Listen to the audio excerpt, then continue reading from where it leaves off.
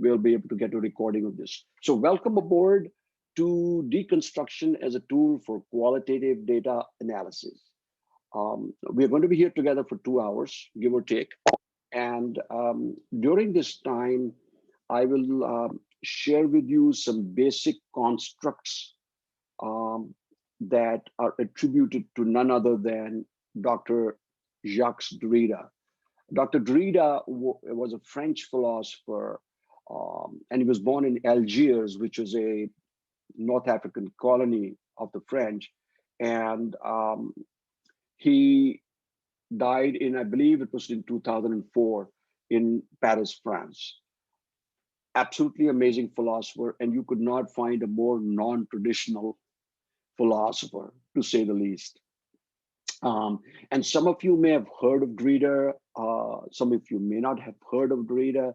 As a matter of fact, I would venture a guess that when we think of qualitative analysis, we do not generally hear the name Derrida come up. And it's sad, I think, because a lot of what has been conceptualized by contemporary authors, especially by contemporary authors, they have not been attributed to this gentleman. It was through deconstruction that a lot of the classic, neoclassic, and some of the more contemporary qualitative research analyses have happened. And so I am taking this opportunity to salute the gentleman for what he has contributed to the field of deconstruction. Of course, it's all very densely philosophical.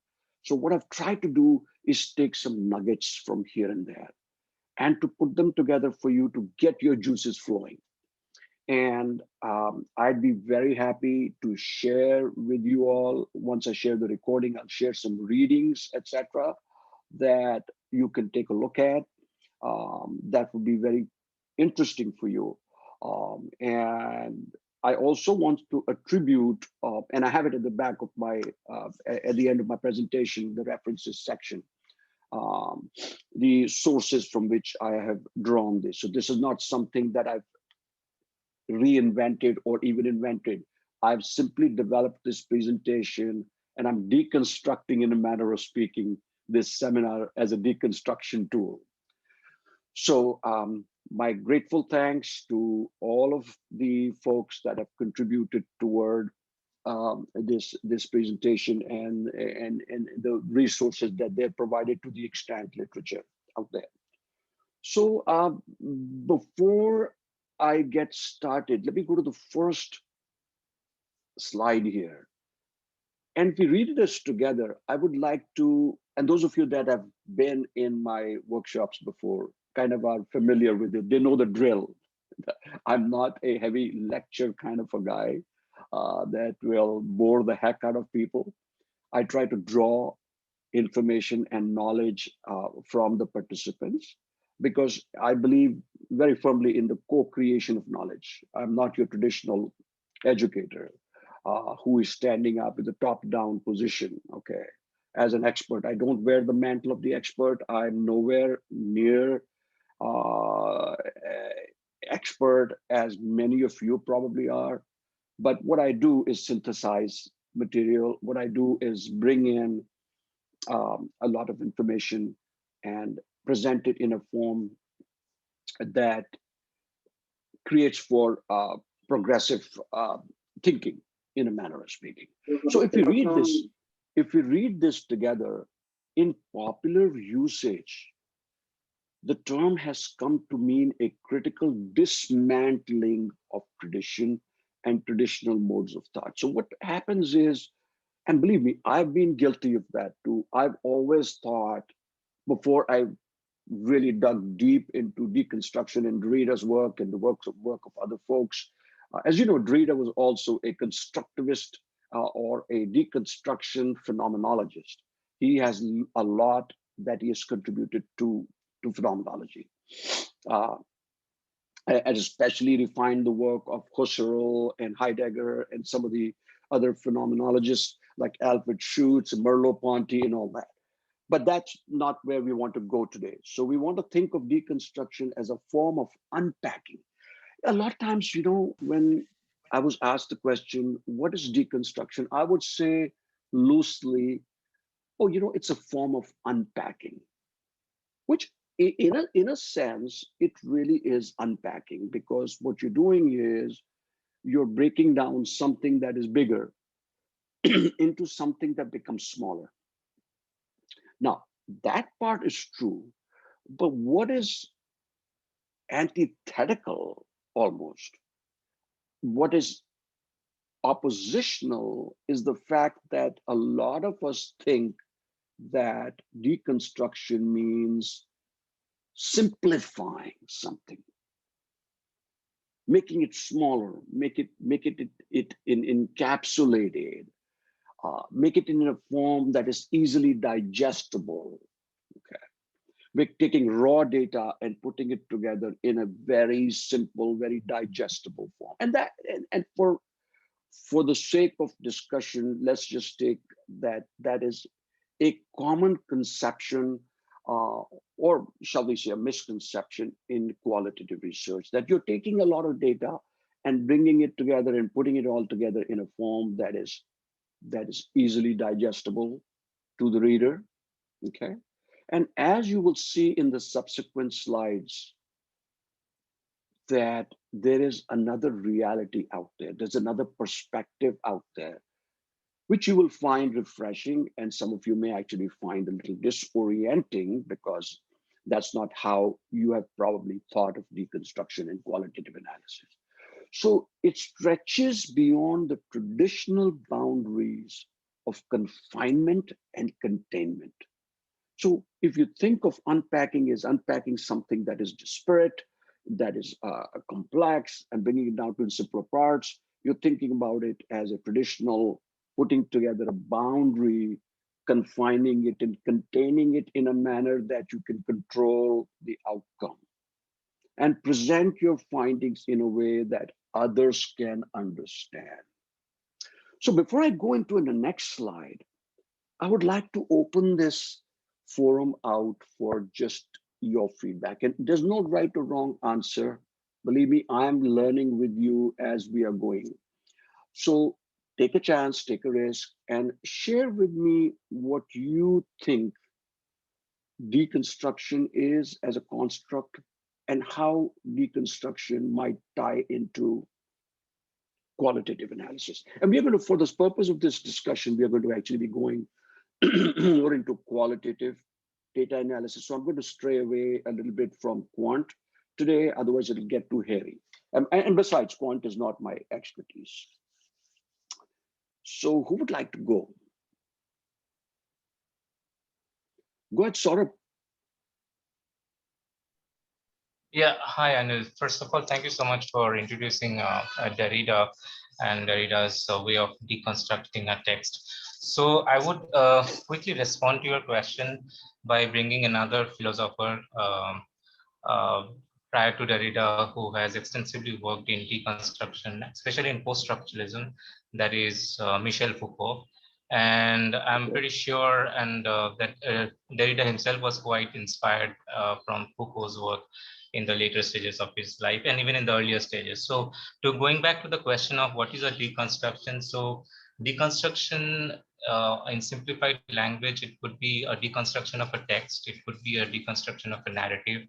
And when we speak about text, we are not only restricted with the visual or with text which we could read or which we could listen to, but it could be even a practice, like a social practice and cultural practice, that could be also read as a text, which Foucault says. So there, in the understanding of deconstruction of a text, I'm pretty sure that in the later stages you will be discussing as the other facets of deconstruction, like mostly the idea of ideology of a text or the meaning making of a text, like how one text is associated with other in construction of meaning, and that meaning also gives us a larger overview of what kind of social changes we are talking about by historicizing the text. So this is how I would respond to your initial question and initial thought on deconstruction, and maybe in the later stages we can always delve much deeper in the larger understanding of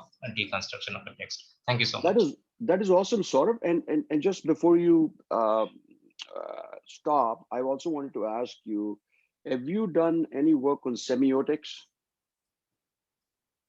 Yes, yes. Okay, My so thesis, in my thesis, I have incorporated critical discourse analysis and semiotic analysis. semiotic analysis. And in So semiotics, I have taken, yeah, so I have used Roland Barthes' idea of deconstruction of text with that denotation, connotation, and myth yeah, aspects of so as you text. know that he has talked about, Derrida has talked about signifiers and symbols and how they how representing. Yes, So it's not so I. So Saurabh, you said something very articulate, that it's not just deconstructing text or narratives or stories or whatever. It can be also deconstructing hmm, symbols, other forms of yes, speech, other yes, forms of speech which come out yes, as edicts, as come out as signifiers, signals, right?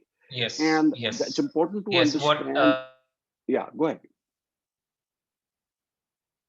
talks about it is as a discursive practice, like how our social and cultural practices, which are very much institutionalized in some Right. way or the other, so that creates a discursive practice, and that discursive practice is also responsible for the construction of a text. So Mm. a discourse, when we speak about deconstruction of a discourse, it is constitutive in nature, which speaks about how certain discursive practices institutionalized helps in the facilitation of construction of any text. As I mentioned, it is not restricted with only visual or written or oral texts. Wonderful. Thank you Thank you, once again. Saurabh. Thanks, my friend.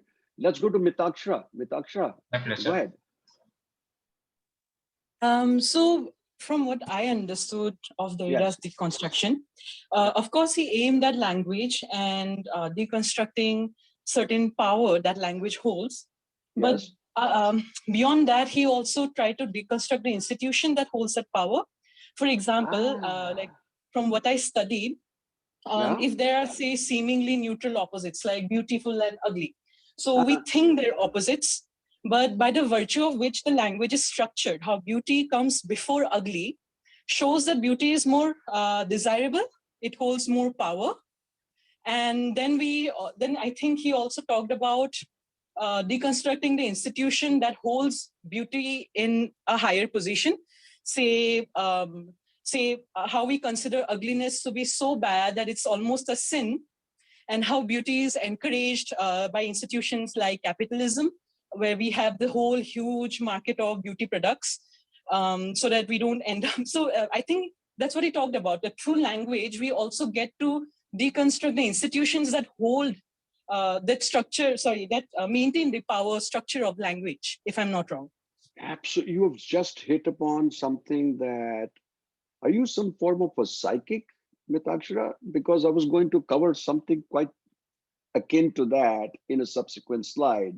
And you've already seen that in your mind's eye, because one of the things you will be excited to know about Derrida was he was very oppositional.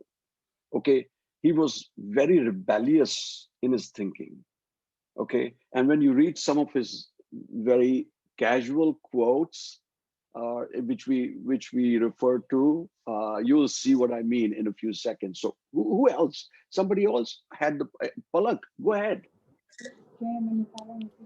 Yeah, hi. So I'm not so much of like so much aware of what deconstruction actually is, about the background, the philosophers, but what I understood, and this reminds me of this one study I was reading, this one article by Judith Butler. So I just read that deconstruction was something that even she used during her thoughts when she was putting out her philosophy about feminism.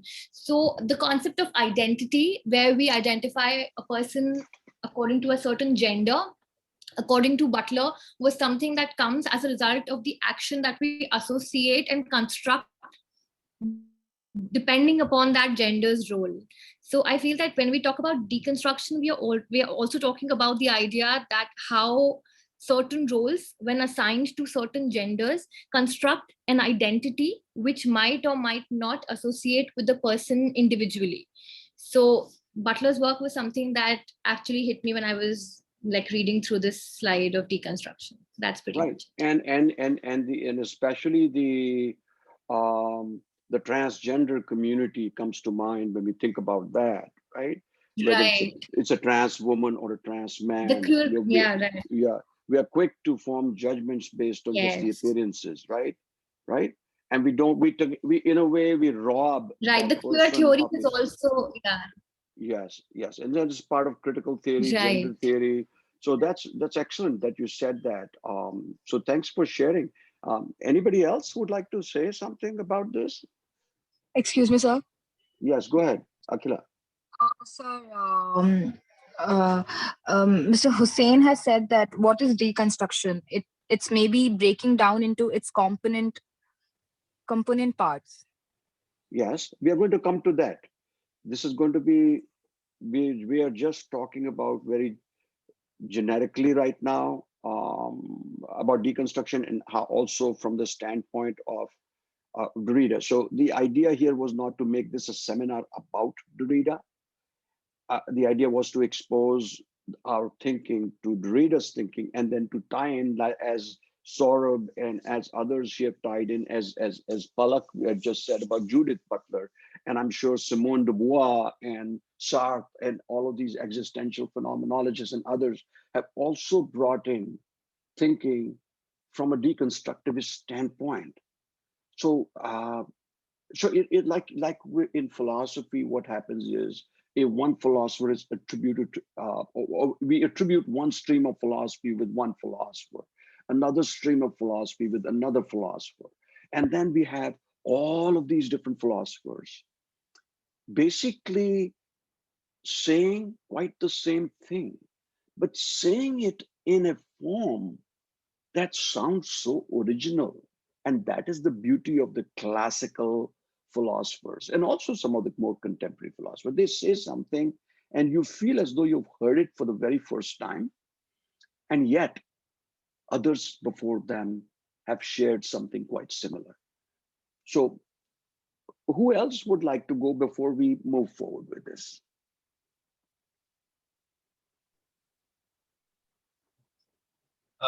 Anil, if in case you allow me, can I just quickly share another thought which I was just thinking Absolutely. There's no as permissions to be sought here. You go right ahead and speak. okay.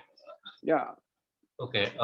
Thank you so much. So you're very also welcome. what I understand from deconstruction, like if we see the larger aspect of post structuralism, especially in terms of delving into the characteristics of deconstruction of a text. So for me, what fascinates me is to understand the ideology of a text. And when we speak of ideology, we should not be restricted with the skewed version of political ideology, but ideology in generic ways. For example, many a time when we read a text, we could understand that the characteristics of the text or the characteristics of the ideology of the text is representing a modernist version, or for example, it may be speaking about modernity, or maybe it is speaking about empowerment, or maybe it is speaking about certain social issues which are we facing day in and day out in terms of equity and equality.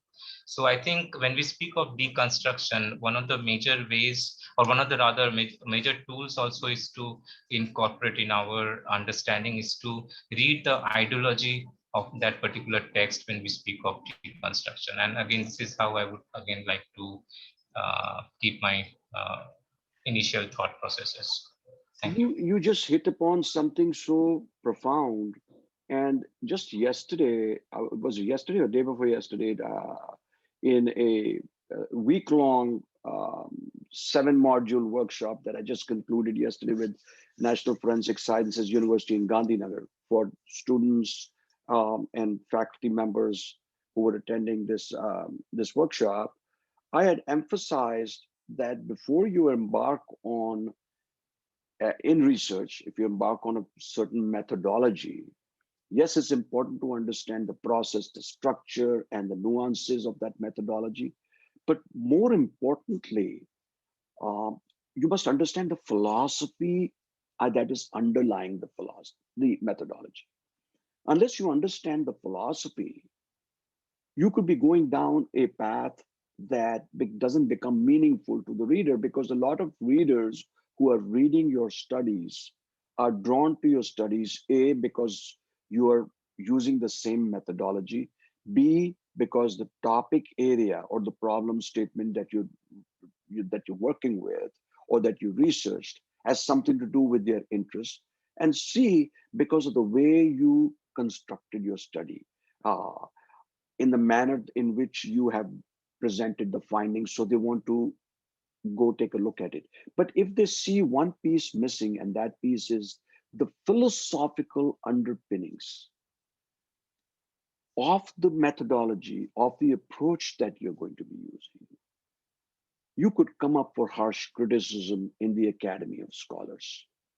And that's a very critical piece that I always tell doctoral students that I coach and work with, that do not lose sight of the philosophy that is underlying an approach or a methodology. So thank you for triggering that thought in me, sort of. I appreciate that. Anybody My else before we pleasure. go into, yeah, I mean, anybody else before we go into the next slide?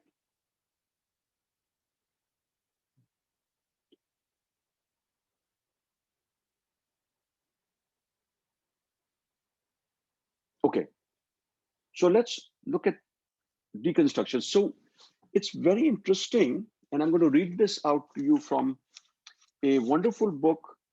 It's called Deconstruction in a Nutshell, a conversation with Jacques Derrida by John D. Caputo, who was the professor of philosophy and dean of the School of Philosophy at Villanova University, right in my backyard, about a few miles from where I live. And this was apparently in 1994 that they had a roundtable conversation with Dr. Jacques Derrida. They invited Dr. Derrida for a roundtable conversation. Okay.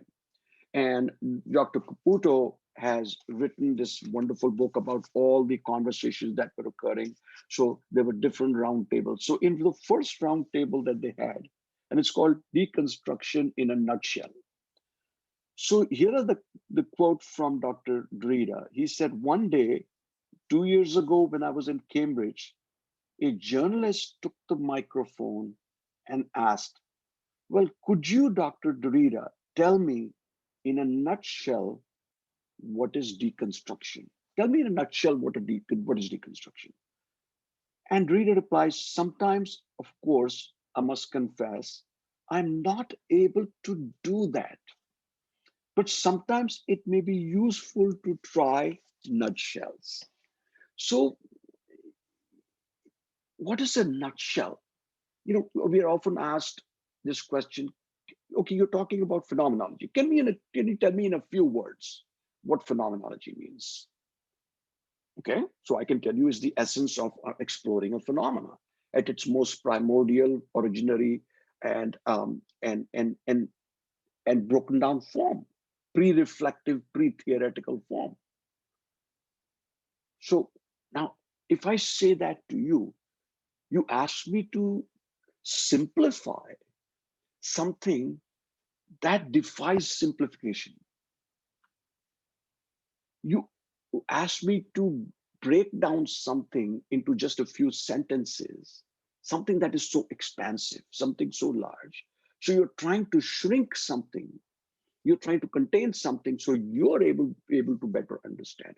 But my question is, and the question that Derrida poses is, and John D. Caputo poses is, can you possibly break things down in a nutshell? Yes or no? So the very notion of unpacking. So if you look at deconstruction as unpacking something, it was this huge and you bring it down to something small, more comprehensible, let's say.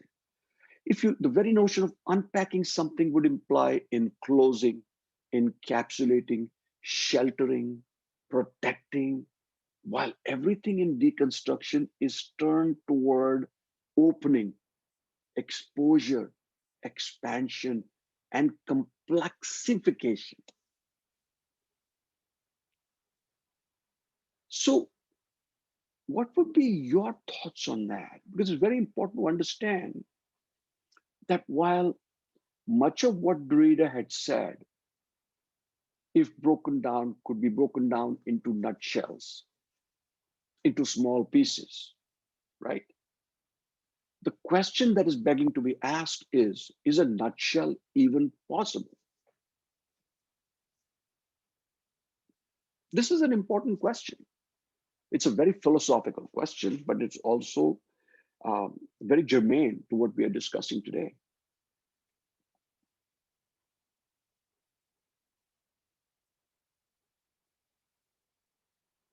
Is it possible to break something down into a nutshell?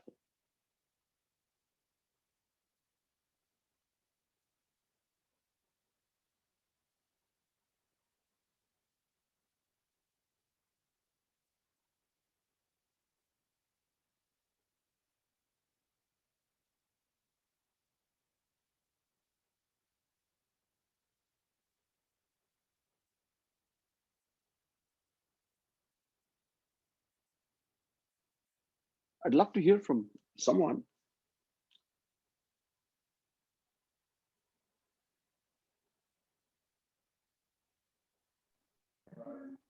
Hello. Yes, Hello, sir. How are you? Priya Verma. Yes, sir. Go ahead, Priya. Sir, I think it is possible to break something complex into very simplest part and explain it in a very brief way. That is what I understand bringing something into a nutshell means. Okay, okay. Something can be very complex for somebody, but if we have to put it in a very few words in the simplest form, I think this is how we put something into nutshell. Okay, okay. And while I'm not disagreeing with you, Mm-hmm. I'm saying that if we look at Derrida's perspective of deconstruction, it is the opposite of what you're saying. It is the opposite of what I used to think, that breaking down, simplify. And by the way, I must provide a disclaimer here that in phenomenology, when we break things down, as you've attended, I know Priya, you've attended many of my workshops. And in phenomenological thinking, we know there is such a thing called phenomenological reduction. What are we really trying Yes. to do? We're taking a lot of data, and while analyzing the data, we are reducing it, kind of like in a funnel, in a hopper. We put a lot of stuff in, and the distillate starts to come out, or we call it the ithra, or the essence of something that comes out, right? So there's an antithetical or oppositional stance there. One stance is saying, let's make something so simple that anybody walking down the street can understand. It's kind of like a 2-minute elevator pitch, right? If you're traveling in an elevator and you're going to the 38th floor, it might take a minute or 2 minutes to get there. And somebody asks you, what do you do? What is the nature of your profession? You don't have 5 minutes, you don't have 10 minutes, you don't have 20 minutes, because you're going to be co-travelers for only 2 minutes. So in 2 minutes or less, what is your elevator pitch? So there are some things that defy an elevator pitch. Because if I were to make or commit the travesty of simplifying something that is so complex into 2 or 3 sentences for the person, I may actually lead the person astray. So a lot of what my friend Lionel writes about his research work can appear to be, when you first look at it, it appears to be, oh my God, all these figures, all these schematics, all these arrows and charts, this and that. He's trying to put together so much material. And if I were to say to Lionel, can you just break it down for me in a few sentences? Lionel's going to probably scratch his head and say, oh my God, how can I do that? And if Lionel were even to do that, what may end up happening is I might be led astray, thinking that, oh my God, what Lionel's research is so simple. So what do you have to say, Lionel, about that? I mean, if I may, to say a few about deconstruction. Of course, please. That's the whole idea. Of course, we've got to go back to where Derrida took the concept from in terms of semiotics. Yes, Of course, semiotics. the traditional. Now, when I say this, mean I'm trying to deconstruct. Yes. So, I mean, if you want to say what do you mean by deconstruction, you cannot say what you mean by deconstruction by looking forward. You got to unfold the time. You got to go back to time, where the time comes from. Mm-hmm. So if you go back to the time where Derrida got deconstruction, he got it from the notion of semiotics, of course. Right. But where semiotic comes from, okay, Yeah. so there's a first level unpacking. So if you Yeah. trace all the way back, you trace it to this gentleman called C.S. Peirce. Yes. There is a founder of semiotics, of course. Okay, from there, then you have the phenomenology. Okay. Yes. So C.S. Peirce, okay, was talking about a very important concept called the role of the interpretant. Okay, meaning that okay, in reality, okay, I mean what we see in reality is only the object usually. But what Peirce is saying that, okay, in reality you have the object, you have the index, you have the symbol, like what you say. But what it means is, okay, object represent our senses. Mm-hmm. Index represents something a little bit deeper, your thinking, your thought. Right. But then, okay, the significations represent intuition. Yes. I mean, in phenomenology, that's why you do bracketing. Okay, Exactly. you suspend that. Okay, I mean, in Hinduism, in Buddhism, you call that contemplation. I mean, Peirce said the same word as well. Beautiful. Beautiful. So in anything that when we talk about, we want to explain something, the first question we want to ask, or we want the reader to know, I'm trying to explain to you from my intuition or from my senses. I mean, I can say a cloud is a cloud is white, or I can say the cloud is really beautiful. What do you mean? Okay, one that you say from your intuition. Okay, one that you say from your interpretation of your senses.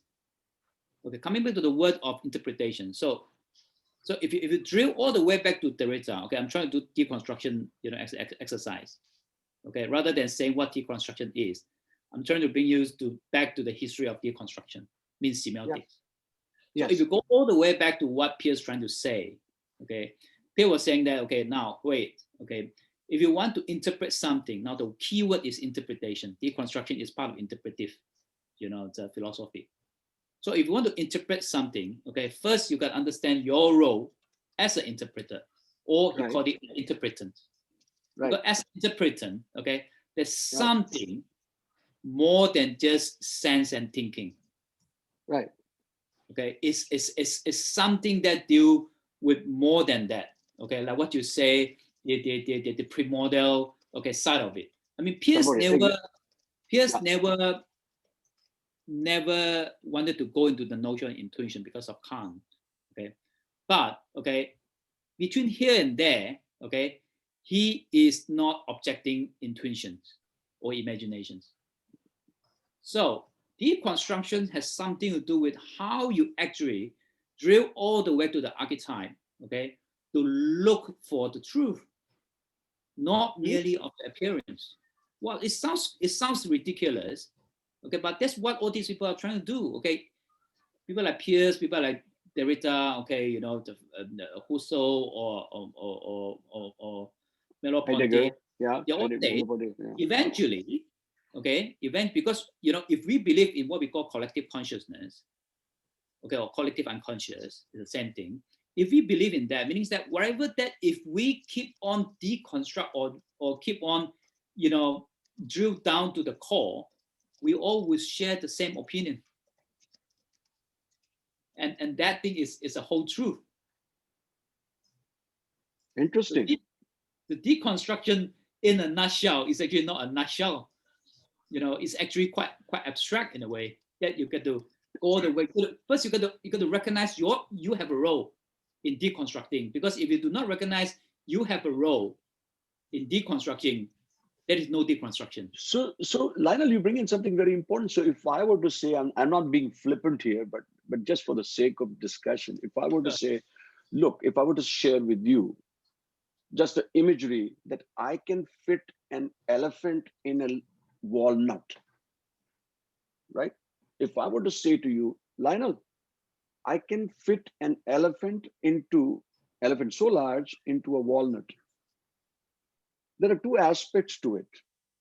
One aspect is it even possible for me to fit an elephant into a walnut, a little small, wild, tiny walnut? The other aspect is, can I have the imagery of fitting an elephant into a walnut, and looking at it in a metaphoric sense? So one is literal and one is metaphorical.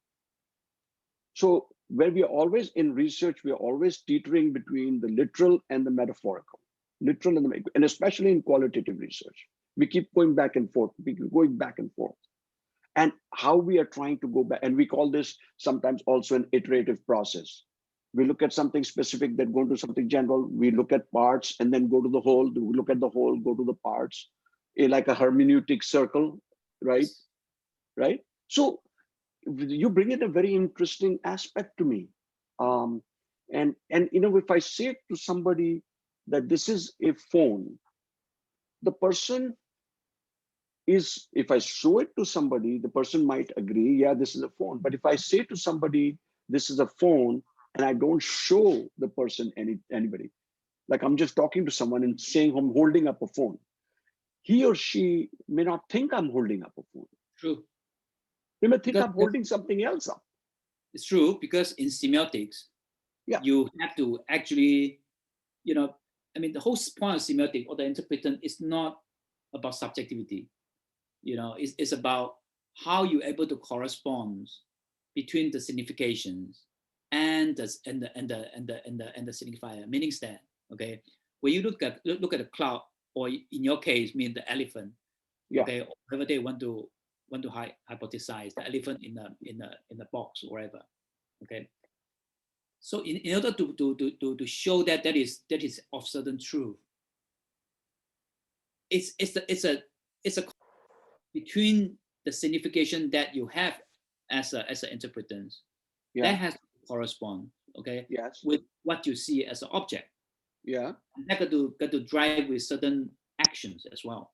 Right. So if you do this, because as what Monty, Merleau-Ponty say, is a holding is embodiment. Yes. Yeah. As much as you're trying to drive, backward in time. Yeah.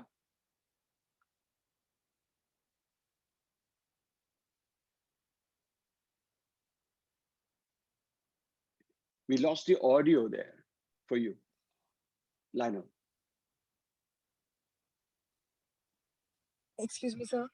Yeah. Sir, I think sir is facing a lot of network issues, but sort of sir has been pointing out a lot of theories. So he also has raised his hand. So if he wants to speak, yeah. So give him a chance. Saurabh, did you want to interject on what Lionel had just said? I'm sorry, I just got. Yeah, no, that's okay. So Saurabh wanted to join. No, sorry to interrupt, Lionel. Lionel, you may please continue and finish your point, and then I would be very happy to bring in my thoughts. Wait, stop. Well, what I'm trying to say is, deconstruction is not empirical, isn't it? You're trying to first understand the role of the interpretant. First, you're trying to understand time, because deconstruction requires time. Okay, without the understanding of time, okay, there's a backward and forward of time. Okay, there's no deconstruction.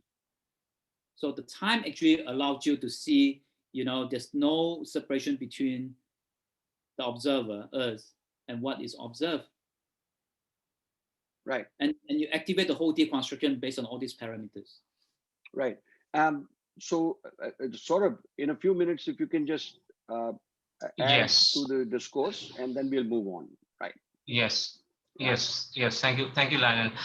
So I was quite intrigued with the fact that how Lionel spoke about Peirce and so I was studying semiotics. I'm studying. I should not speak in past tense. So what I understand. So there's a very wonderful book by Daniel Chandler called Introduction to Semiotics, and he introduces us to the world of semiotics from the two different schools of thought, like Ferdinand de Saussure and Charles Peirce. So Ferdinand de Saussure was a French linguist, and whereas Charles Peirce was an American logician, and they were writing at the same contemporary time. So the former was based in, whereas the later was based in the US. But they saw this idea and tradition of text again from a very different context and from a very different point of view. Mm-hmm. We can all delve on those aspects much later, maybe, because that will take away larger focus from this idea of deconstruction. So coming back to this point which you asked when you speak in a nutshell, and what Lionel also concluded in the remarks, in his concluding remarks, is speaking about time. So what Foucault also says, because Michel Foucault has also played a very important role in the idea of deconstruction of a text, and says that a text should be always read from a historical point of view, like a text historicity which is associated with it. So I should not read a text from the context of 2021. So I should always read a text from the context, where did the text originate and what of class society we are talking about, and who was in power at that point of time when the originated. So again, the Gramscian thoughts of hegemony in that construction of text from the other aspect of deconstruction of a text. To pinpoint the question which you raised, that whether text could be or deconstruction could be done in a nutshell, I am afraid to say that it is never possible to deconstruct a text in a nutshell, because there are so many layers associated with it.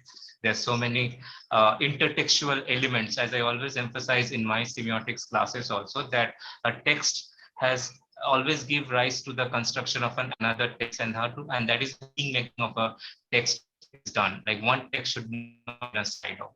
So there it is very difficult to pinpoint down the idea of deconstruction of a text in a nutshell point of view. That's how I would like to conclude my. Excellent. Time. So, and before I go to the next slide, I noticed that one of my old colleagues, not old as in age, but old as in seniority, and going back to take your point historically, is Dr. Somali Gupta. She's nicely enjoying in some paradise with. Oh, yeah, it's not a paradise. I can't remove it. Hello, Anil, and hello, everybody. I'm sorry I joined in late. I did join in early. In fact, I was there at 7. And then we had a power cut and I couldn't. But I'm really enjoying the discussion. And kudos to you, Anil. This is a wonderful program. I wish I was here listening to everybody right from the beginning. And trust me, when I hear, I just heard Lionel speaking and Saurabh talking about semiotics and the deconstruction and the theories. I feel I should go back to school, start all over again. I really don't know anything. You know, you people make me feel I'm like zero there. And all what I have been doing so far is like, I mean, it results in nothing. But I completely agree with you, Saurav, on the point that it's so difficult to actually break down any work in just one, with just one particular set of science, or just look at it from one particular direction. Right. And in fact, the multiplicity of studying a text is what makes it so interesting. And please carry on. I have a lot to learn from you people.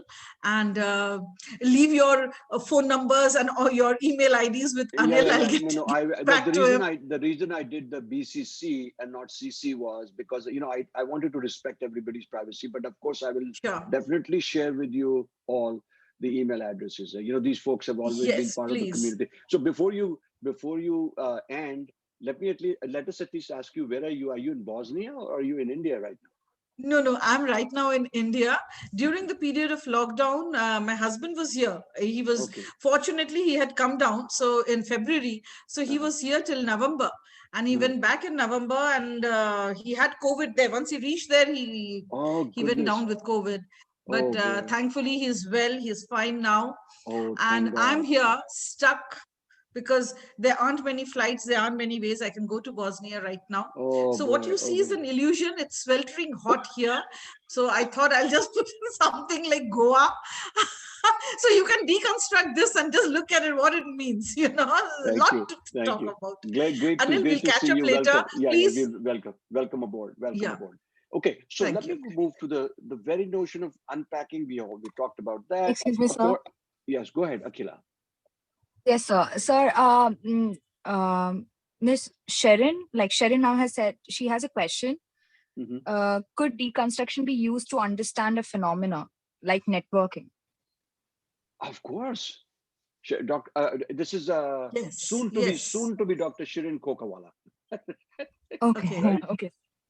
So why is Shirin not talking? Shirin, is your mic not working? Sir, I just put the question in the chat box so that you could answer it whenever you were comfortable.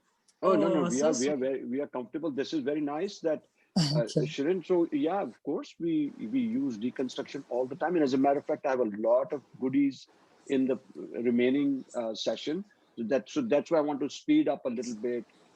We've Yes, had sir, some absolutely. excellent discussion. Otherwise, what will happen is some of the other stuff I won't be able to cover, and then I always end up not being able to go through my entire presentation. And I beat myself on the head and say, I should not have engaged in so much dialogue that I couldn't stop. But that's just me. And I think that's what makes the sessions so exciting, because nobody wants to just sit through a boring lecture. Right? We have had enough of absolutely, absolutely. that. So according to Caputo, the very meaning and mission of deconstruction is to show that things, texts, institutions, traditions, societies, beliefs, and practices, some of what has been discussed, of whatever size and sort you need, do not have definable meanings. As Dr. Somali just said, it's very difficult to break down something into something like a nutshell. They do not have definable meanings and determinable missions, that they're always more than any mission would impose, that they exceed the boundaries that they currently occupy. So if you tell somebody that, oh, I'm going to define phenomenology in 2 or 3 words or 2 or 3 sentences, yes, you may be able to drop a few hints here and there about phenomenology, but you're not covering even the very basics of phenomenology in even just those few sentences and words. So let's just remember that. So deconstruction is defined as a way of analyzing literature. Now we are getting into the analytic part of this presentation. We're finishing up on the philosophical underpinning. We've had a nice discussion. That's why I invited some really good scholars like Saurabh Das, who's soon going to be a doctor at MICA, Ahmedabad. And of course, Lionel is a guru and in semiotics and phenomenology and all that. So I'm so fortunate to have the voices of these two gentlemen and a nice discourse we had there. So deconstruction is defined as a way of analyzing literature that assumes that text cannot have a fixed meaning, right? An example of deconstruction, a very simple lay example, it would be reading a novel twice, 20 years apart. So you take the same novel, read it. If I were to read this 20 years ago and read it today, how does it feel to me? It has a different meaning each time, because not only has time lapsed, right? I have changed, right? So much in me has changed. I'm looking at my perspective, my worldviews, everything has changed. So I look at the same thing through different set of eyes. Even though the eyes are the same, my brain is the same, the body is the same, but I'm looking at it from a different I'm looking at it look more critically, perhaps 20 years later, okay, than I did earlier. So according to Jacques Derrida, deconstruction is generally presented via an analysis of specific texts. It seeks to expose and then to subvert the various binary oppositions. And this is what somebody was talking about. I forget whether it was Saurabh or whether it was Lionel or somebody, Palak maybe, I forget. Somebody was talking about oppositions, right? And this is what they were talking about. It seeks to expose and then to subvert. Subvert meanings shortchange or or bring down the various binary oppositions that undergird our dominant ways of thinking.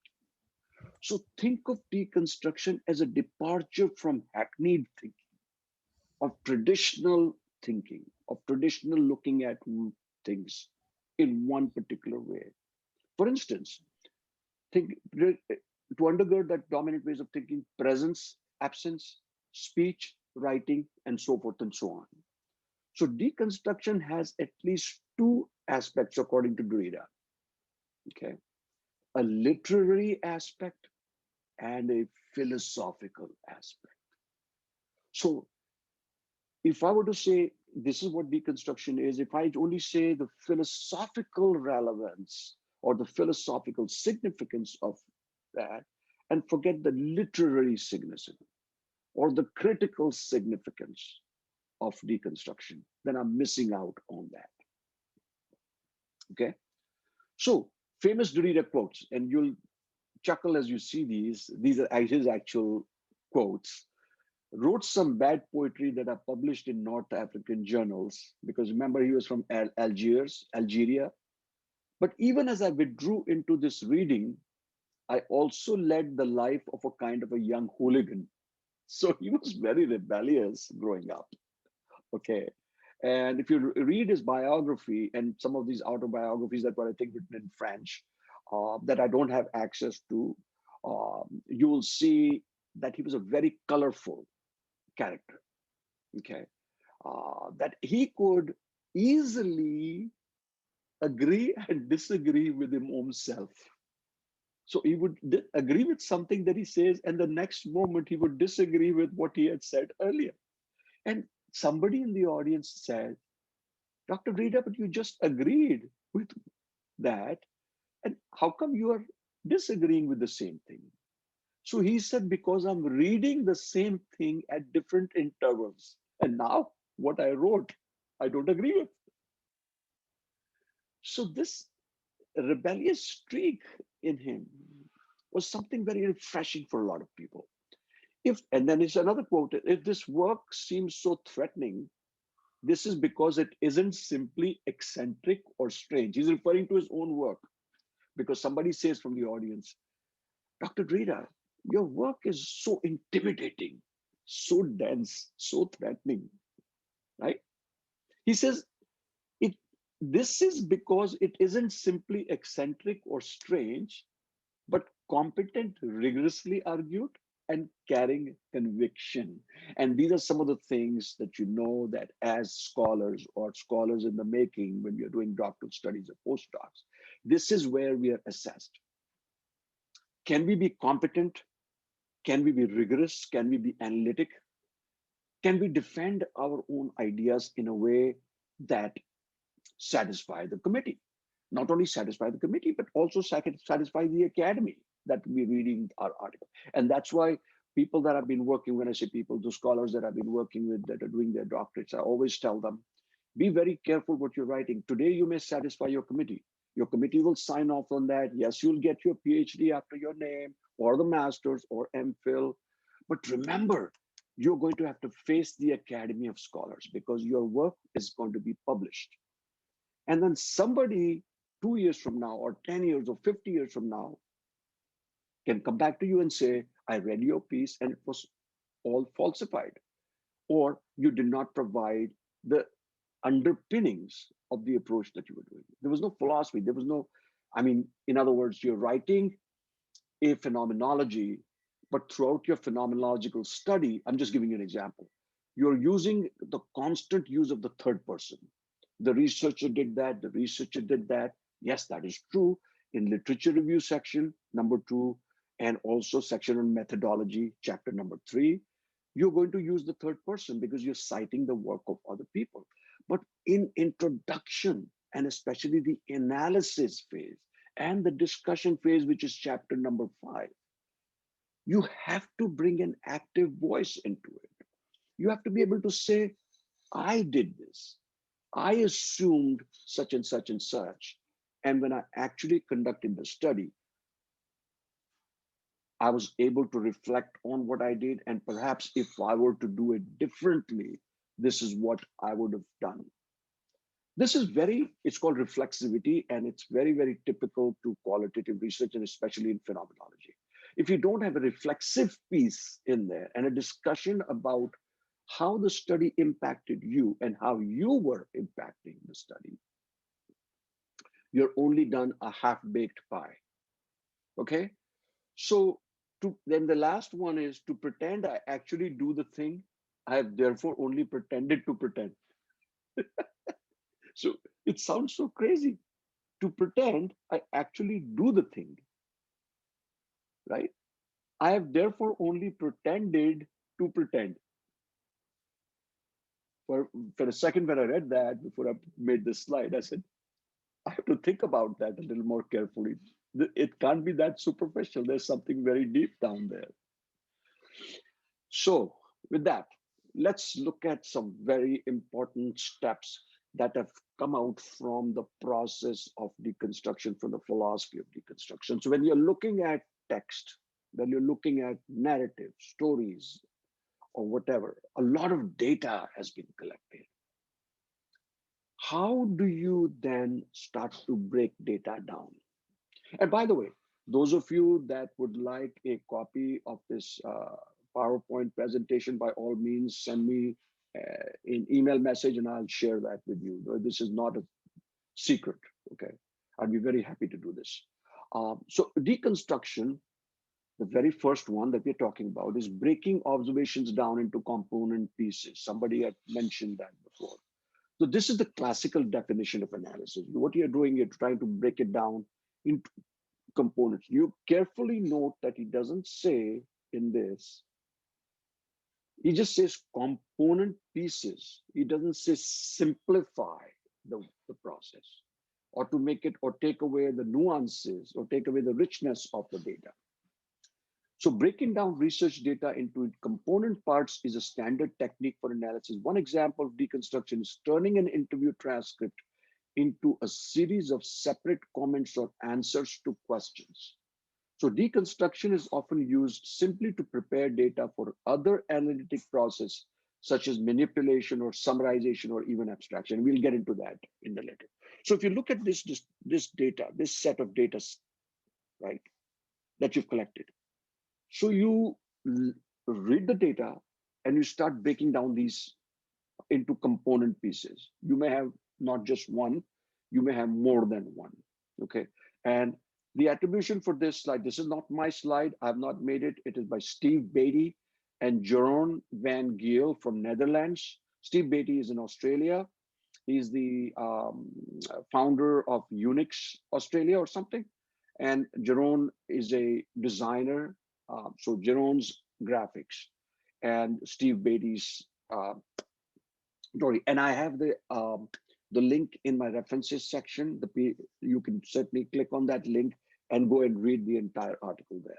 So I provide. So this is attribution to them. This is not my work. Manipulation, resorting, rearranging, and otherwise moving your research data without fundamentally changing it. So you don't want to change the character of the data, change the richness of the data that you've collected. This is used both as a preparatory technique or as a means of exploring the data as an analytic tool in its own right. So the ability to play with the data, he calls it playing with the data, is a critical capability in analysis. We utilize this technique in many situations, searching for patterns or trends in our observations, or as another preparatory stage for further. For example, sorting data in some way, alphabetic, chronological, complexity, or numerical. If you're doing quantitative studies, you may simplify it, or when I say simplify, actually break it down into components, into separate pieces, separate units, numerically. In qualitative research, we work with non-numeric data, okay? All right? So we all understand that part. Transformation. Look, I'm just talking about these various steps in this analytic process. or various ways of looking at the disparate data. So processing the data to arrive at some new representation of the observations. Unlike manipulation, transformation has the effect of changing the data. So you could be changing the data from its form, the raw form that it is, into something a little more digestible, but not necessarily into simplifying it. Okay. If you can make it a little more comprehensible, you can make something comprehensible without totally simplifying it. So transforming data in the process of taking our research data and turning it into something else. For example, you may recall from your schooling days, the practice of scaling results from an assessment, task, exam, so they fit a certain distribution. So you're really transforming something into something else, something new. And that's really a part of the analytic process also, if you think about it, because you're transforming a lot of disconnected thoughts, ideas, the dots are all over there in your narratives.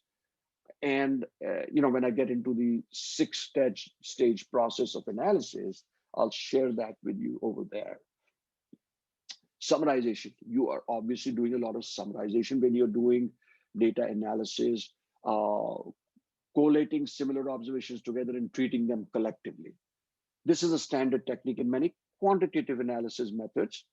But the goal of summarizing is to generate an additional set of data. So look at all this, right? Like almost if you look at these bricks, right? So you look at all this data and you say, does all of this data mean the same thing? Or is there duplicity in this data that I can subgroup? I can put them into smaller pieces.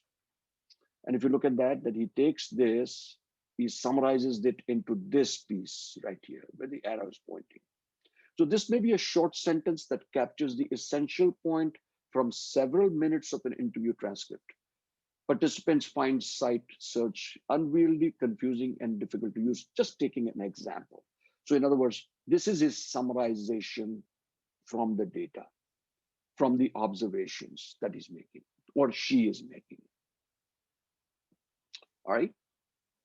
Aggregation. Closely related to summarization, this technique draws together data from multiple sources. So if you notice, there's data coming from here, data coming from here, and then you're making aggregate samples here. So as discussed previously, aggregation is similar to but distinct from summarization. In one respect, aggregation is simply the process of bringing together data from a variety of sources and adding it together. In an analytic context, it also carries with it the connotation of combining these sources together into something new. So one of the things that we do, and you'll see this in the analysis that I'll be showing you, is that's what you do. You take all of this data and something new emerges from the data. Because if a lay person, when I say lay, somebody who's not a researcher, we're looking at the data, they say, what the heck does this data mean? It means nothing to me. But when you present your findings in a manner that shows aggregation, summarization, and organization of the data, because what is one of the major steps in data analysis is organizing your data, okay? Because if your data is not organized, you could be all over the place and not really be able to make sense to the reader. So generalization, taking specific data from our observations and creating. And now, both grounded theory and phenomenology are inductive approaches. By induction, we mean going from specific cases, specific interviews, to some general observations. Don't confuse it with grand theories.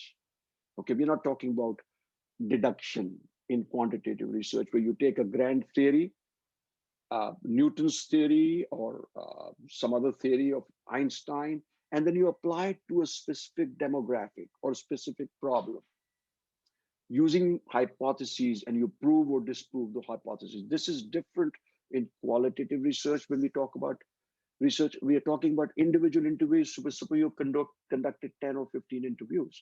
You take each interview on its own terms. Each interview has generated a phenomenal amount of data. And now what you're doing is you're making sense of that.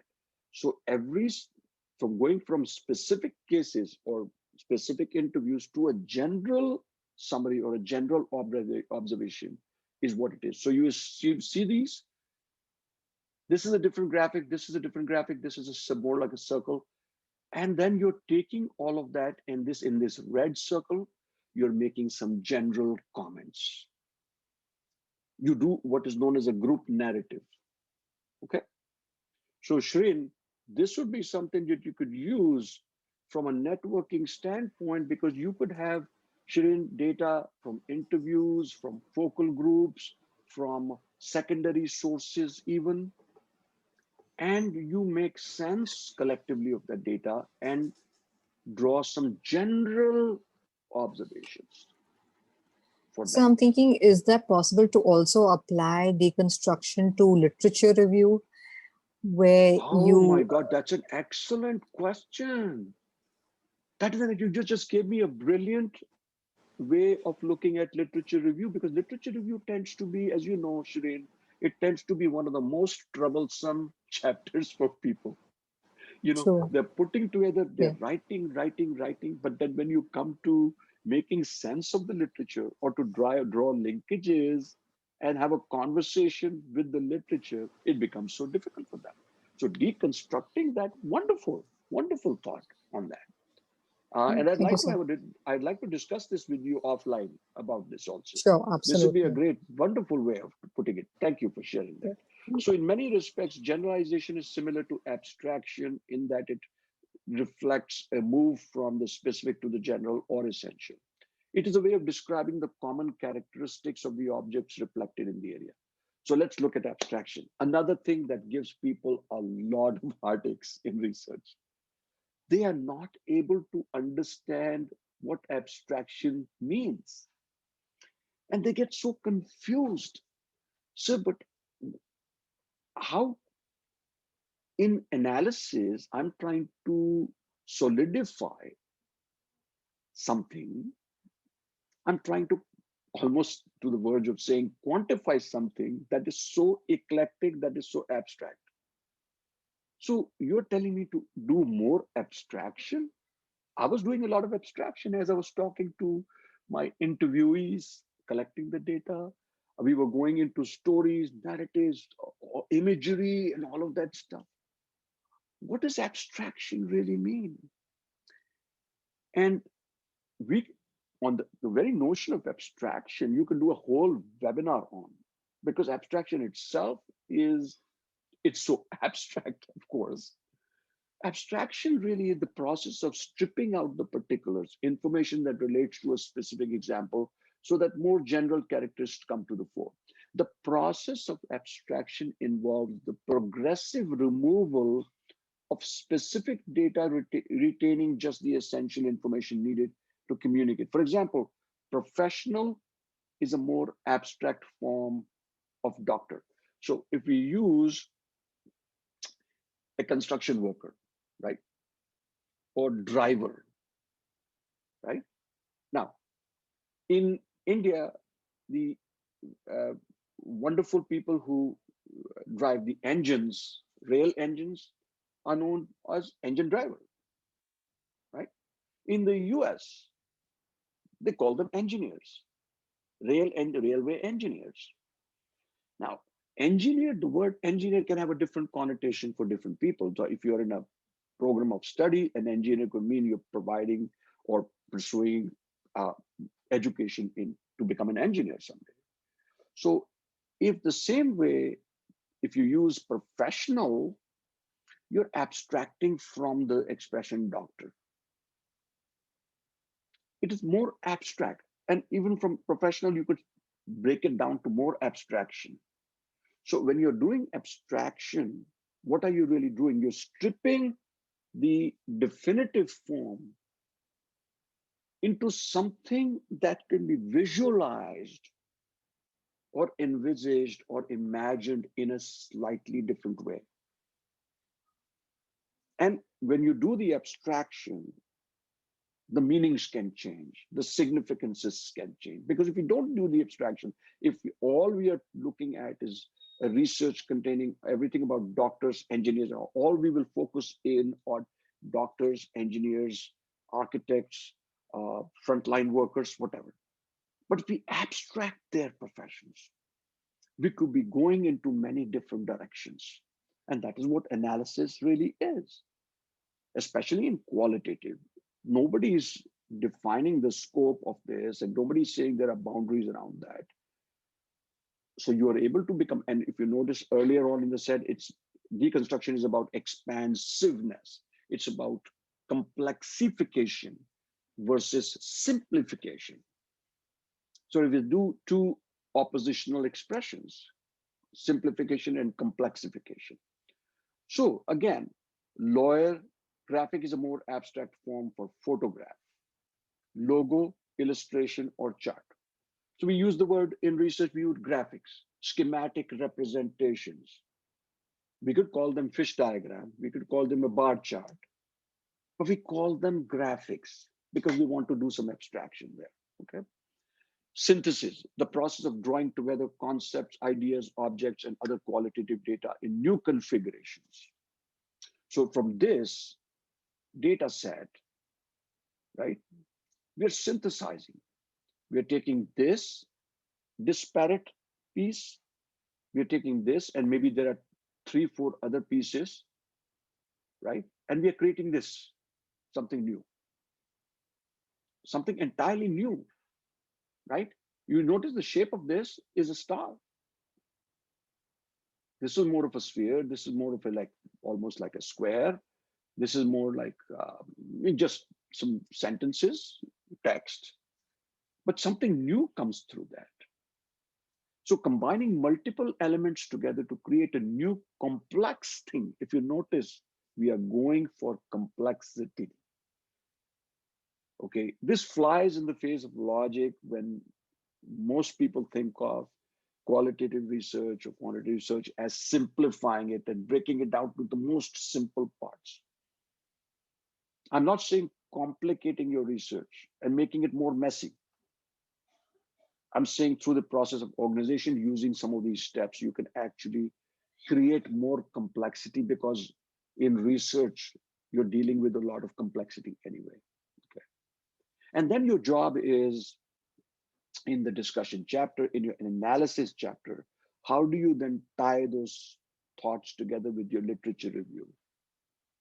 Using the same process as Shireen had said about using deconstruction perhaps as a process of tying those pieces together, breaking down those components and creating something new out of the literature. You know, I do a lot of work helping doctoral scholars publish their work. I've done a number of books for PhDs who are done with their thing, and I'm help them publish them on Amazon and all that. And I know I'm going to be working with Saurabh very soon to publish his exciting work. So in one of those things that we do there is when we are doing the publishing of work, is a whole form of dissertation there, which is so many different pieces that are out there. How do we combine those pieces in a way that becomes a more coherent whole, that readers are able to make sense of and understand? Okay, so 3 other steps that are very important in this process of deconstruction and data analysis. Reflection. I don't have to explain this to you. You all know what reflection is: thinking, pondering, contemplating. To the outside observer, it might look like a lot of staring into space. You know, when somebody's reflecting, you're having an interview and the person starts almost like glossy-eyed. They're looking out to space because they're thinking. They're reflecting on something you're saying, and you're thinking that the person is ignoring you, right? And you feel offended that the person is not making eye contact with you. The eyes are somewhere else. You may have said something or asked something that takes the person into their own reverie, into their own world, into their own inner world. They're thinking about something from the past, something that happened, something they're anxious about, or whatever. So it's the part you can't put a limit on. Reflection is something that you cannot put a limit on. You can have infinite reflection. So immersing yourself in the data is also a part of the reflective process. Because without a good reflective process, you're not going to be able to provide a robust analysis. So visualization, I don't have to talk about that. You all know that you can visualize through numbers, through graphics, through charts, through figures, to whatever the case may be, because you're trying to develop, and there are mind mapping software available, as you all know. You can take a mind mapping software. It gives you different components and brings a beautiful visual for your readers. I would encourage you to go do that. I know one of my students in Pakistan who was working with the transgender community entrepreneurship. Her name is Rabia Nasir, who just got done and is waiting to defend her thesis. She had a wonderful mind mapping software that she used. And she was able to show all of that stuff, all of the data in a way that seemed so much more organized. So I love that. Number crunching, a lot of people that are into quantitative analysis will do a lot of number crunching. I'm not going to get into too much of that, but three things I want to talk to also you about, which is like these pertain to data analysis in grounded theory. You have heard of open coding. Open coding is a common first step in the analysis of qualitative data and is often used as the initial coding pass in grounded theory. Okay. So this is the transcript, right? And you break this transcript down into these little pieces, right? And you assign codes to each piece. You can do a color coding, you can do separate little sheets of paper, whatever the case may be. You can do the open coding. In grounded theory, use open coding. First step. Second step is axial coding. What is axial coding? Axial coding in grounded theory is the second step that follows open coding. In contrast to open coding, where you break the data into discrete parts. Remember, I showed you, you break the data into discrete parts, right? Like these. So in axial coding, you begin to draw connections between codes. Remember those codes you created here? These codes, code 1, code 2, code 3.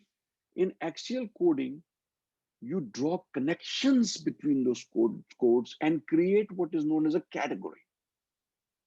Okay, I'm sharing this with you because some of you are going to be engaged in grounded theory. As a matter of fact, I know a few of you are going to be entertaining grounded theory over there. With axial coding, you organize the codes you developed in open coding, and your final step in grounded theory is called selective coding. So selective coding is the last step where you connect all your categories. Remember the categories you produced? So you could have 1, 2, 3, 4 different categories together around one core category. So you build a core category that has connection. So if you notice, from data, you develop the codes, right? From the codes, you developed a category. From categories, different categories, you develop what is known as a core category. Okay, a core category. So if you look at this, on the one hand, you can think of you're breaking data down into smaller pieces. On the other hand, in grounded theory, you might also, if you do some abstraction, you might also think that you're making this into something bigger. When I say bigger, I don't necessarily mean more complicated, but just creating complexity, because what is the objective in grounded theory? The objective in grounded theory is to either create a brand new theory where none existed, which is typically not why scholars entertain grounded theory. What more often than not happens is people pursuing grounded theory research are in the pursuit of refining an existing theory or adding some new perspective to it, or adding nuance to an existing theory, or adding a different way of conceptualizing the new theory.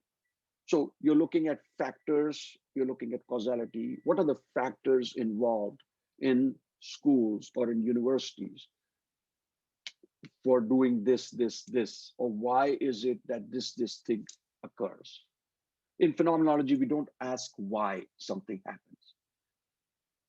We don't define, we don't validate, we don't explicate, we don't refute, we don't taxonomize, we don't do all of that stuff. We just take discursive accounts through stories, through narratives, through episodes, from people's retrospective accounts, means past accounts, past narratives, past stories, even going deep down into childhood and bringing together experiences around a trauma that may have occurred, childhood sexual abuse, right?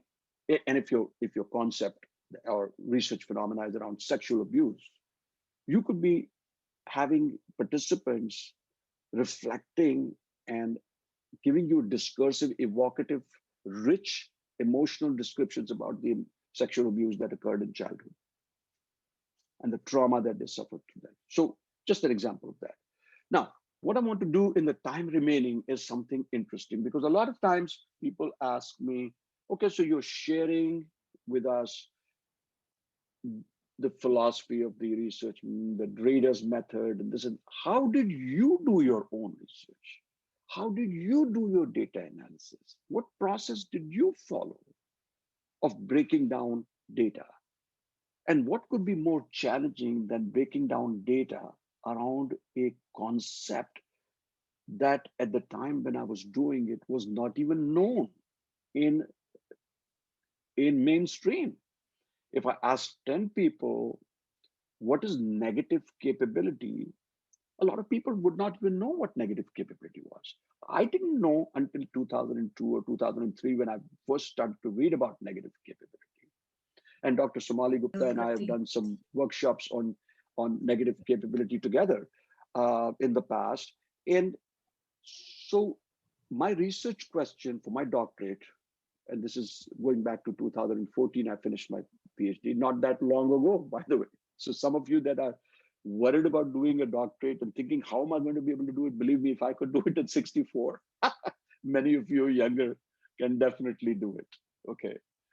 So my research question was, what is it like for leaders in academia, business organizations, etc., to be in a state of negative capability during periods of uncertainty and conflict in the workplace? And by the way, some of you that don't know, negative capability was an expression that was coined by a famous English romantic poet by the name of John Keats. He was only 25 when he died. By the age of 25, he was paralleled as one of the most prolific writers, prolific poets, paralleled almost to the level of William Shakespeare. And here's this young poet's role model was Shakespeare. So he was striving for negative capability. So I extrapolated negative capability to the study of leadership and how they make sense of uncertainty and conflict when they visualize negative capability. So I use what is known as an interpretative phenomenological analysis. IPA is a psychological approach to qualitative research developed in the mid-90s, rests on three foundations: phenomenology, hermeneutics, and ideography, does not attempt to prove, disprove, validate, or refute hypotheses or theories. Okay. It is a turnkey step-by-step collection of data, and then how you analyze. And why I wanted to share this with you is for you to know that when I did 14 interviews, it resulted in almost 350 pages of transcripts.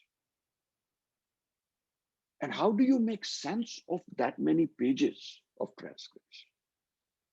How do you break down? How do you deconstruct all this in a way that you can present your findings in some coherent, organized form? So my emphasis was on researcher reflexivity, self-referential focus. The researcher is obligated to explicitly narrate, which I did. I used the process of inductive interpretation, which is hermeneutics. Hermeneutics, for those of you that don't know, is interpretation. So hermeneutics of description and hermeneutics of suspicion. So you describe something, but also what is underlying the data, what is beneath the data, you look at that data critically also. So when I say suspicion, I don't mean that you suspect that somebody is not saying something correctly. When I say suspicion, really means that you're open to emergence, that there is something that you may have missed in the data. So it uses a descriptive, linguistic, and conceptual level of analysis. Okay. It recognizes the importance of bracketing. Many of you have talked about bracketing. At least Lionel has spoken about bracketing in very profound ways, assumptions while collecting data, but allowing the researcher's paradigmatic framework and assumptions to enter the analysis.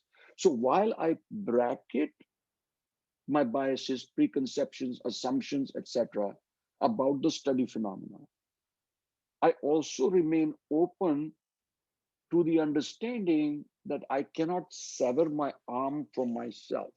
So these are my biases, prejudices, whatever. These are part of me, but for the purpose of the research, I'm bracketing them. For the purpose of analysis, I'm bracketing them. Follows the hermeneutic circle, part in relation to the whole and whole in relation to its parts, okay? I did a pilot study. My study design was all done on a GoToMeeting platform. At the time was GoToMeeting, and now it's mostly Zoom. Interviews were transcribed by me using the InkScribe software. I did all my transcriptions manually. I did not use, so more power to those of you that use Atlas and NVivo and all of that data analysis software. I would someday like to be very proficient with that.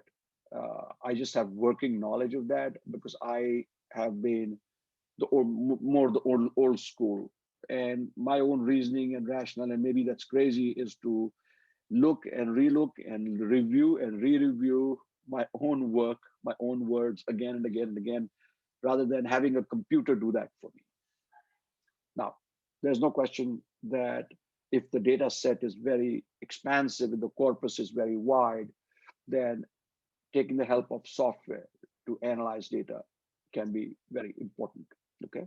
So I'm not saying don't use that. I'm just saying whatever you are comfortable with. So this is the 5-step approach to data analysis and interpretation, okay? Now I'm coming to the steps. This is what it brings structure and rigor and a systematic procedure to qualitative analysis. Okay, and using some of the concepts that I shared with you earlier about abstraction, aggregation, etc., etc., you can use all of those, but you have to have a structure of how you're going to break this down. So I had 14 interviews, listing of themes that emerged from individual cases, clustering of the themes, master listing of group level, superordinate themes, and combined group narrative. Remember? So if you notice, I said induction. Induction means going from specific individual case narratives to a combined group narrative, group observations, right? So here is a specific 6-step process that I follow, or I followed for my own dissertation. And I also, when I offer my workshops on analysis, I share with them, with my students, this is what to do. So when you have these transcripts, let's say you've collected a transcript 14 interviews, you take one interview, and in the left-hand margin of that one interview, one transcript, you identify themes, recurring patterns, and etc. All raw words, raw phrases, raw expressions that come to mind, reading the narrative. Put them in the left-hand side. In the right-hand side, you would narrow those down, you would distill them down, you would reduce the data through, again, a process of deconstruction, through a process of complexification, through a process of understanding, because you have to have an understanding of what you did. So let's say in the left-hand side, the raw figures, not figures, but the raw data were all around the study phenomena. And some of that could be condensed into smaller units. Remember, I was talking about breaking down into smaller components. So let's say from 25 such raw expressions, or raw words. When I say raw, this is stuff that is you've not analyzed yet. So you take them into the right side margin. And so if you have 25, you may actually have no more than 12, because now you've reduced the duplicity and you've clubbed them together into subheads in a way that it becomes smaller, not less complex, but just smaller, easier to work with. Okay. And you could take what is in the right hand side, take it on a separate piece of paper, write transcript number 1, list those. Same process you do for transcript number 2, 3, 4, so forth and so on, till you do all 14 or 15 interviews, depending on how many interviews you have. So now you will have these 14 transcripts, but you will have also 14 sheets of paper separately from the transcripts, in which you've listed all the right hand, or from the right hand corner, the margins. Now, when you look at this, it's easier for you to look at the data in a concise, organized way, rather than look at 300 pages of transcripts. Now you are looking at only 14 pages.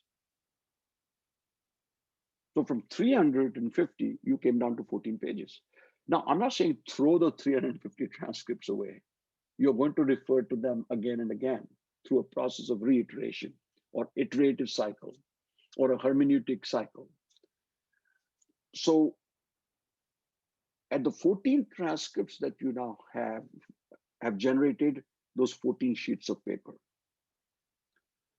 Now you look at all those and further do this process of reduction to see the duplicity, to see the commonality, but also look for convergences, divergences that are occurring in the data, because you have to address both, and that is part of the complexification process. You not only look for everything that agrees, you also look for everything that disagrees with the phenomena. You also look for outliers. Outliers mean not O-U-T-L-I-A-R-S, but O-U-T-L-I-E-R-S. We use outliers as they're out of the norm. They're not connected with your study phenomena. And yet, one or two of those outliers are appearing again, and they have a strong correlation with your data. With your data, somewhere something is happening. So you don't throw those away. You actually report that. And that is part of your abstraction.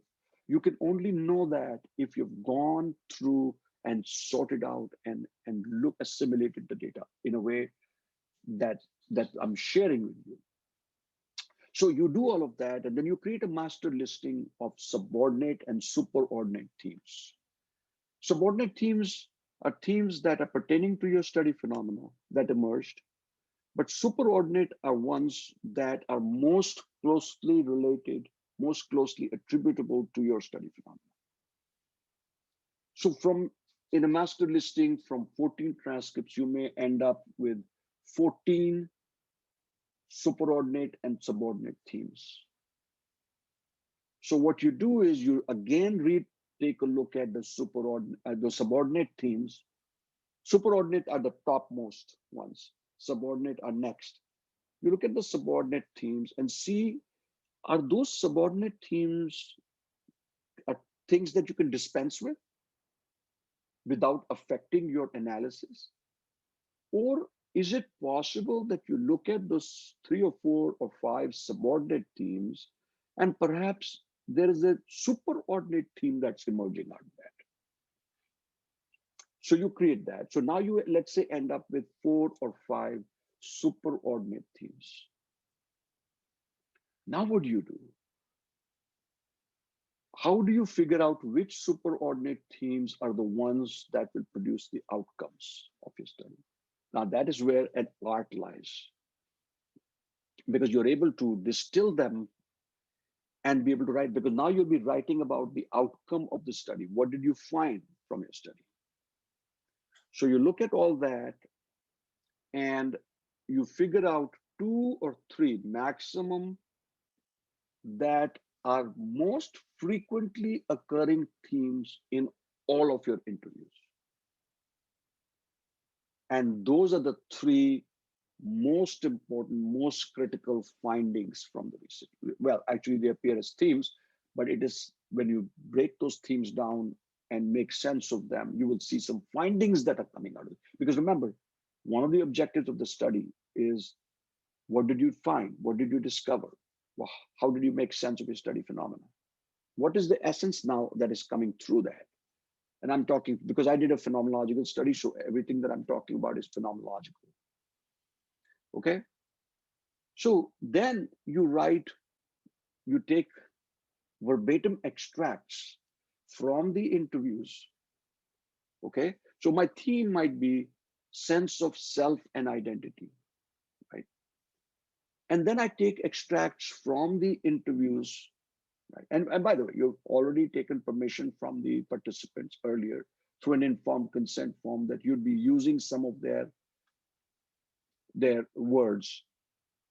And what I did was, when I presented those, I actually took permission from them, that I said, look, Seema, I want to use such and such and such that you said in the interview. Is it okay if I put it in my study without naming you as the person? Yeah, fine, no problem. So take the permission, use the extracts. And what is the reason for that is, at this stage of analysis, you are not making theoretical connections with your literature review yet. You're only making sense of what they said to you in the interviews. We're only making sense of the data that was collected. It's very important to understand, and this is a phenomenological study.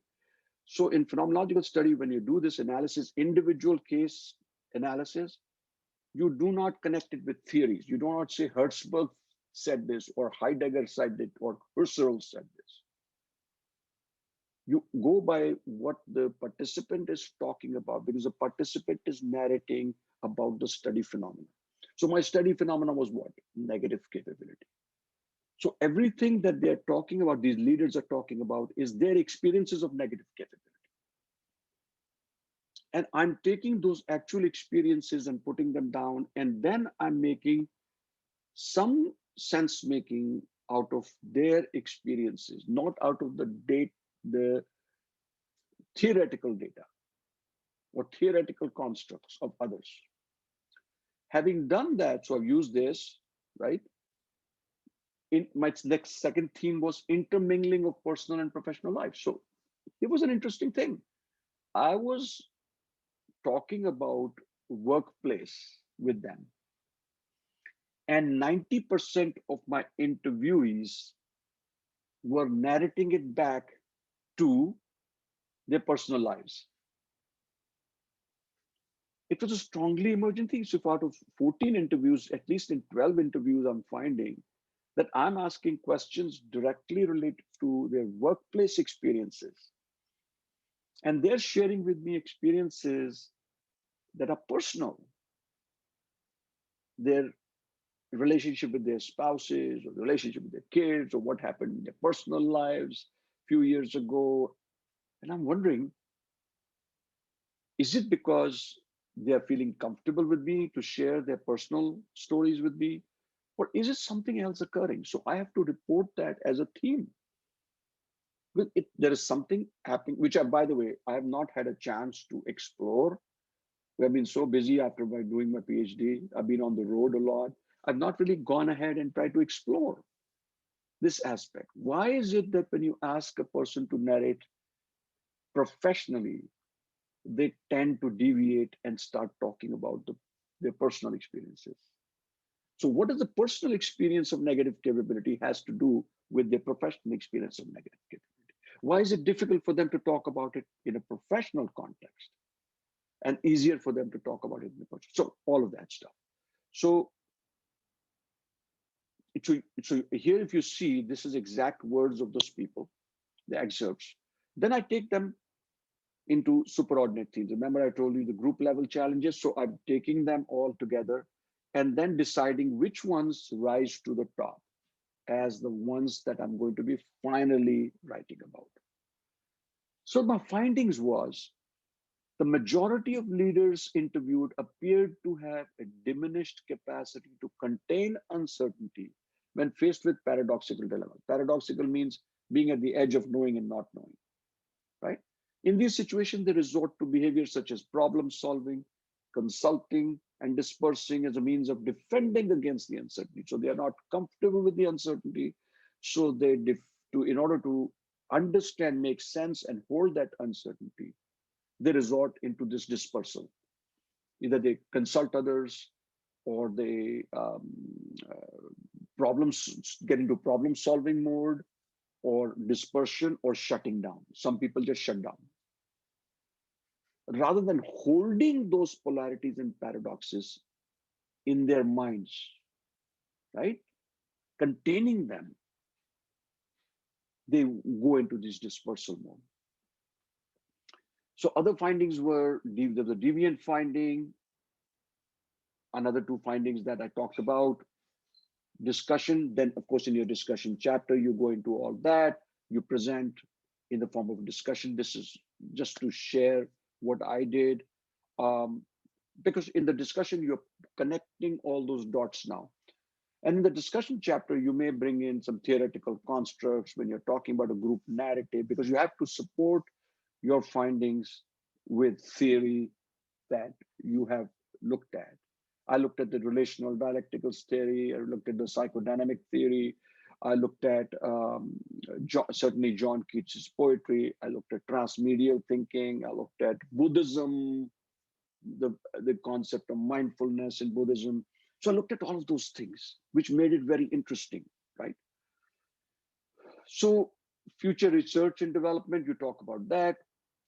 I developed a 360 feedback tool out of my own research that I presented to my committee, and they liked it. I've not been able to do much with that tool after that. And then finally, you say redefining, because you've collected all this data, you've analyzed all this data. You have to get into a generative dialogue. What is it that you do now after having done these 4 or 5 years of thorough, rigorous, arduous study? How do you now go ahead? And what are you sharing with scholars moving forward? So you may have had some findings, you may have some data that you weren't able to make sense of, or you may have not had the time or opportunity to dig further into that. So you are sending a signal to those that are reading your study to perhaps take an approach that, for instance, I found a connection between negative capability and OCD, obsessive compulsive disorder. Now, I'm not a therapist, I'm not a psychologist, but I left it there so that perhaps a psychologist working with OCD, a lot of psychologists are working with OCD, they could take this forward generatively and do some further studies, creating maybe a CBT model of using negative capability to help people with mild and more to moderate OCD disorders. Okay, so things of that nature, and then you go, and this is my selected references, so I wanted to be mindful with the time boundary. Now, before we end, I would like to just open the floor for others. Actually, there was another whole PowerPoint that I had, which was on content analysis, but unfortunately, with the time remaining, I'm not going to be able to go through that. I did a whole program on content analysis, thematic analysis, and discursive psychology, which some of you have attended, but I'd be happy to share some of that with you. There's also a recording of YouTube recording of this on my YouTube channel, so you can certainly go and look at that if you're interested in further pursuing. But right at this moment, I'd like to just open it out for some last closing comments from some of you. I know that many of you had to jump off because you had stuff to do. From those that are remaining, I would like to open the floor and welcome you to share your closing thoughts with us.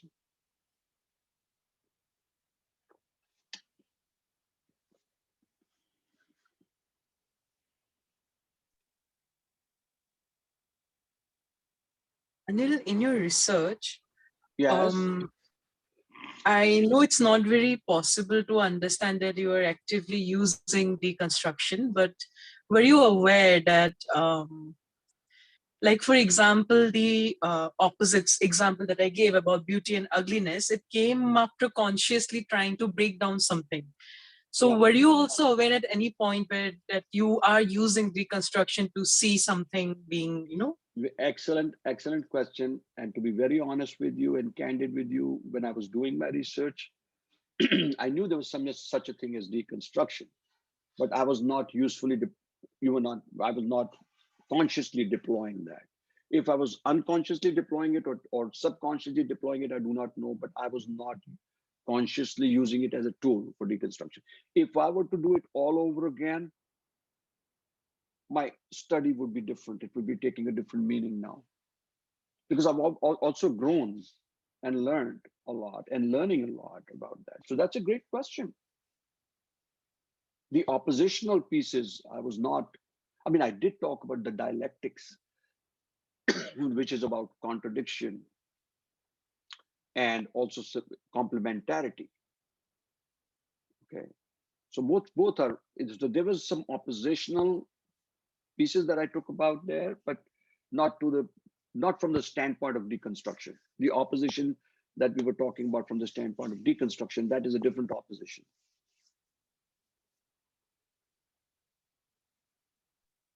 Okay. I had another, just out of curiosity, just another question. Yeah. Go ahead. There's something that I see, again, it's not research, it's something that I have seen from my experience with leaders in India. Yeah. That a lot of the times they are very paradoxical. It's not just in my master's, say, who was the head of the department, but also right now, the place that I work in. So they're very paradoxical. And on one hand, they want to, they are very, let's just say, quote unquote, open-minded and accepting. But on the other hand, there is also a sense of rigidity. Like you cannot wear jeans to your workplace or something very rigid. And also they try, so it's very paradoxical the way they are. So is it also true for the leaders that you had interviewed in your PhD work? So while I was talking about paradox there, the leaders that I interviewed, things of this nature, okay, so let me rephrase what I was trying to say. So while I was under the assumption that these leaders understood the concept and construct of negative capability, because in my informed consent form and prior communication with them, interviews with them, I asked them, do you understand negative capability? This is what it is. Do you understand it? Yes, we understand it. And they did not really truly understand the construct of negative capability. So what ended up happening was I'm asking them to reflect on negative capability as a construct, as a phenomenon, and they are understanding and making sense of it from the construct of conditions around negative capability, such as uncertainty, ambiguity, unpredictability, things of that nature. So when you're setting out to study a phenomenon, you have to be prepared in phenomenological studies, especially, that the phenomena may be looked at sideways and not directly by the participants. So there was a paradoxical nature there, because I'm looking for something. Now, if I wasn't open enough, I would have strayed away from my entire thing, and I would have lost the opportunity to interview those people, because I would have said, no, I'm talking about negative capability. You're talking about, and they'll say, but that is the same thing. Some of them even said that. Oh, negative capability, you mean uncertainty and all? Well, to a certain extent, one of the hallmarks of negative capability is the uncertainty, unpredictability, not knowing, not doing. But if I were to be interviewing, let's say, Mitakshara and a group of psychologists who more closely understood the concept of negative capability as part of their clinical practices, perhaps the study would have gone in a different way.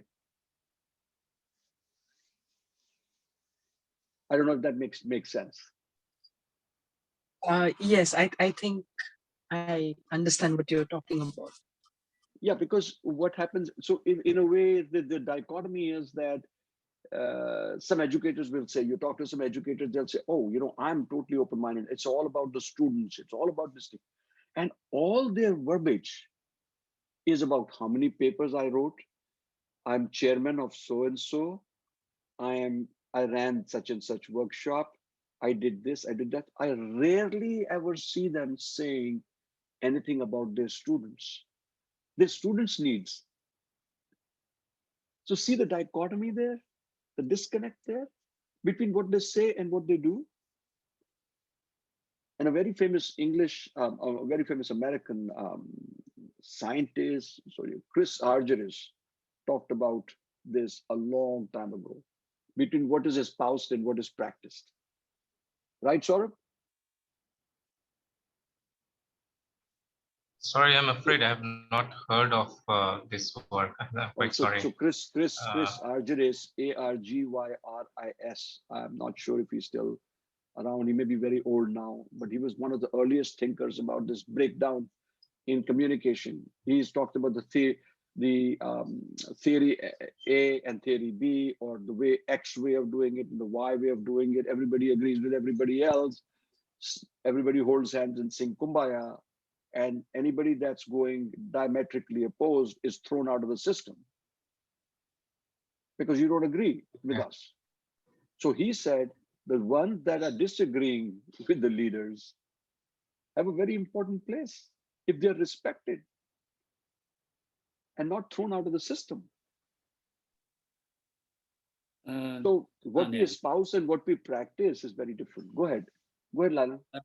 I just want to add on to your points, and also just now we'll talk about the negative capabilities of leaders, because my research, my doctoral research, almost ended up with a similar conclusion, except that my research outcome kind of indicates that is something called consistency in consciousness that actually affect the negative capabilities of an organization or leaders, which means, I'm using grounded theory as well. K.T. Sharma's versions. So K.T. Sharma's version helped me to discover something, because K.T. Sharma version of grounded theory, you iterate every time, every person that you interview. So like, for instance, this person that you interview, okay? Right. Take on whatever this person has, okay? You add on your literature, you add on your reflections, right? Okay, and you carry forward to the next one. But the key thing is, you do not only interview once. Now, these are very important features. Because if you only interview once, okay, this person might give appearance to you. But if you sustain your interview, okay, this means one person, you go back many times, okay, until there's nothing else to retrieve, then you move on to the next one. Suddenly, okay, you discover quite a lot of things in there. So I have to agree with you.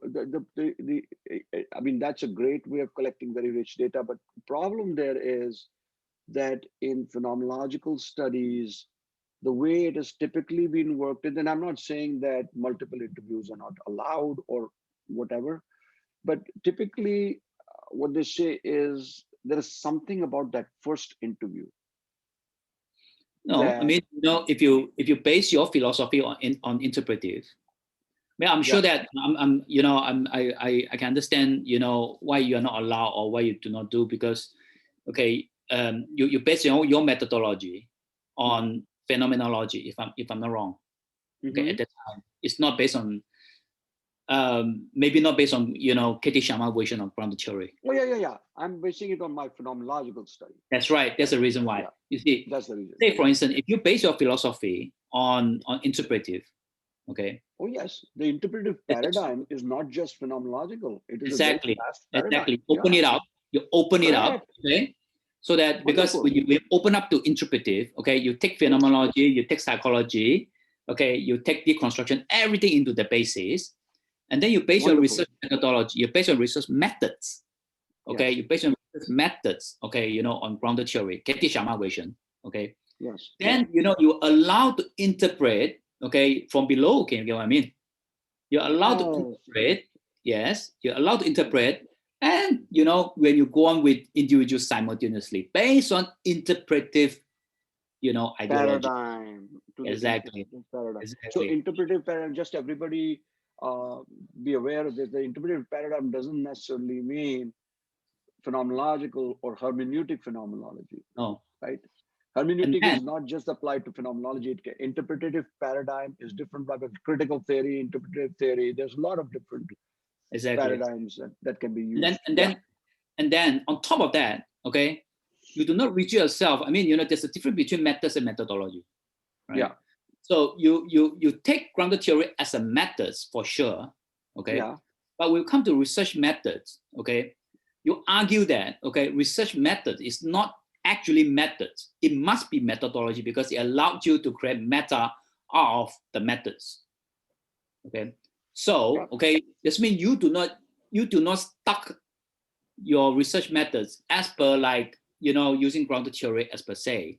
You Correct. create your own mistress research methods. Why? Because you're allowed to interpret from the below.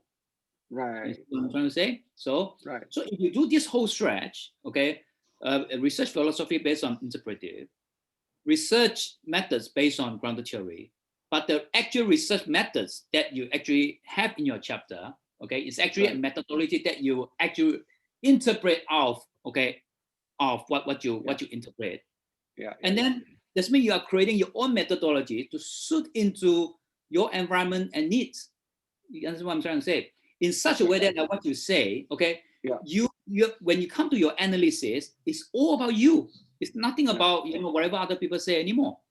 Yeah. You see my point? Yeah. Okay, you know, you actually embrace your ideology because you have a very authentic mind, you know, Dr. Anil. Okay, you know, it's perhaps one of the most authentic mind in the world. So, you know, you have a very authentic mind. And to express your authentic mind in such a way that the way you want to express it is to start right from research method, okay, and transform it to become methodology. So whatever that come up from analysis, okay, is actually totally as an emergent from all these people that you have interviewed. Mm-hmm. See my point? Okay, you know.